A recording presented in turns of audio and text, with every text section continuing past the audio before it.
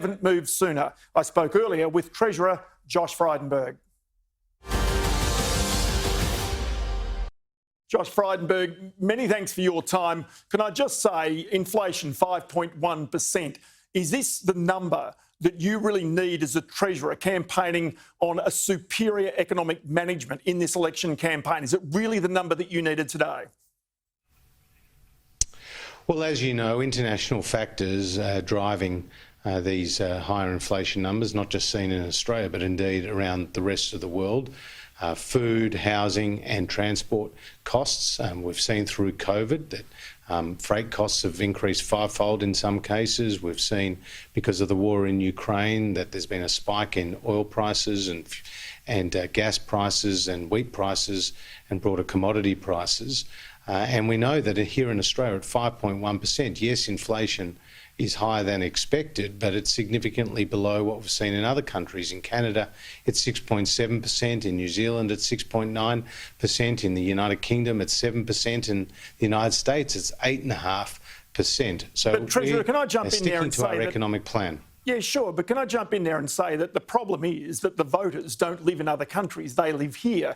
And so they're seeing things like the 5.6% jump in fruit and juice prices. They're seeing 4.9% in fruit, 7.6% in beef, 11% in fuel prices. So as a result, they're feeling the pinch themselves right now. And they turn back to you and you tell them that you are the superior economic manager. And yet they all know, because they can see, that there are mortgage rate rises coming as well, which are going to further crimp their cost of living. Well, Ross, as you know, we provided a significant, comprehensive and clear package of relief measures for cost of living in the budget, and that is already making a difference. So fuel excise has been cut by half, and that is seeing a family with 2 cars that they fill up once a week, $30 better off. We have also made medicines more affordable and accessible to 2.4 million Australians. From today, $250 payments are being received by 6 million Australians, including many pensioners, veterans, carers and others on income support. And we've provided an extended low and middle income tax offset of $420, which will be available to people who earn low and middle incomes. More than 10 million Australians will be available to them when they put in their tax return from the 1st of July. So we have put in place measures to address this cost of living pressures, but they are real, and it is the #1 topic around the kitchen tables of Australia. OK, but then, again, you're the Treasurer. You won't speak about the Reserve Bank and its policies. It's independent, I get that. Let's talk about money markets. Money markets say there's potentially 10 or 12 interest rate rises coming over the course of the next 12 to 18 months. I mean, this is many hundreds of dollars per month out of most ordinary people's pockets. Now, again, they're going to have to wear those costs. Isn't it right for you as the Treasurer in this election campaign to be square with those people, to tell them what's coming, that in fact that life is going to be more difficult into the future, no matter which side of politics actually wins this election? Well, I have said publicly numerous times that interest rates will normalise over the coming period, as we've seen in the rest of the world. But I've also pointed out that these higher inflation numbers underline the importance of strong economic management. And one of the key differences between us and the Labor Party is that the Labor Party have $300 billion plus of aspirational increased spending commitments. Now, that would put unnecessary upward pressure on interest rates and inflation, whereas in contrast, we have brought to an end those emergency economic support payments when it was right to do so. And you and I have discussed previously, I was criticised when I ended JobKeeper after 12 months. Anthony Albanese said, in his own words, the economic roof would come crashing down. Yet 120,000 more jobs were created in the 3 months after JobKeeper ended. So too on the COVID disaster payments. Katie Gallagher, the shadow finance spokesperson, was saying it was too early to end those. The Labor Party will always spend more. That's why they'll always tax more. This is a reminder to all Australians of the importance of strong economic management that we are providing and that we will continue to provide into the future. OK, but then Jerome Powell, the chair of the US Federal Reserve, the equivalent of our Reserve Bank, last week gave a pretty open warning that if they don't get their settings right, there is a risk of a recession in the world's largest economy, in the United States. Surely that has an impact here. Is there a similar warning here in Australia that if we don't get the settings right, if interest rates rise too fast, that there is a risk that our economy tips over a cliff under higher interest rates and higher inflation, just as it did back in the early 1990s?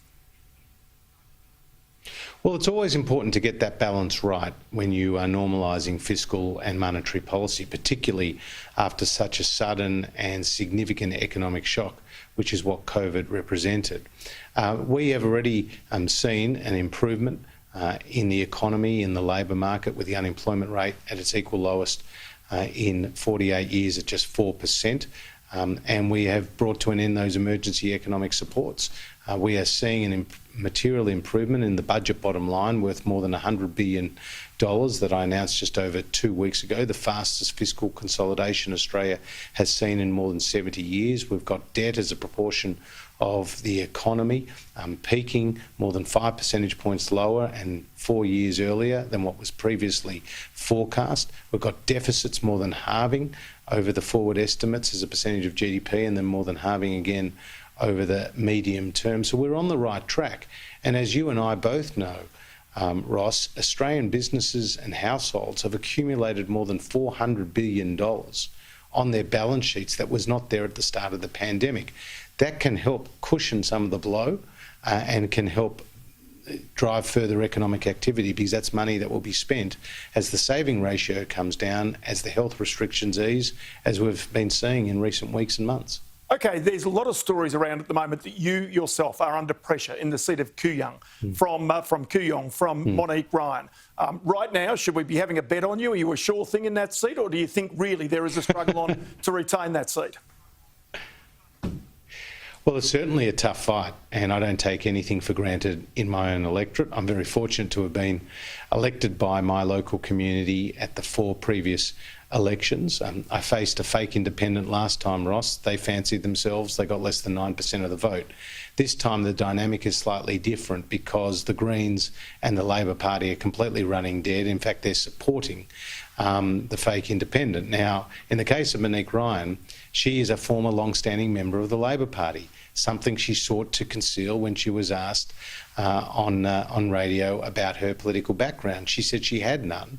In fact, she went as far as to describe herself as a clean skin and someone who was a small L Liberal. Well, that's patently false, because it was revealed that not only after she left the Labor Party, that she was making social media posts promoting the Labor Party, promoting its people. And that is not the sign of someone who is truly independent. These fake independents are only challenging Liberals. They don't have any detailed policies. They don't have any detailed costings. And what is even more concerning, in the event of a hung parliament. Last time round in 2019, the fake independent did say he was going to vote for the Labor Party, and it didn't turn out too well for them. So this time they're trying to keep their cards close to the chest, even though we know they're going to vote with the Labor Party. So the people of Kuyong deserve to know what they're actually voting for, and what that person would do in the event of a hung parliament. A hung parliament which becomes all more real if they elect these fake independents. And we've seen this movie before, Ross. It was during the Labor time with Rudd and Gillard and Oakeshott and Windsor, and it was chaos and confusion with the hung parliament. Australians don't need a hung parliament at this time, with big economic security issues and big national security issues facing our country. Treasurer Josh Frydenberg, we appreciate your time today. My pleasure.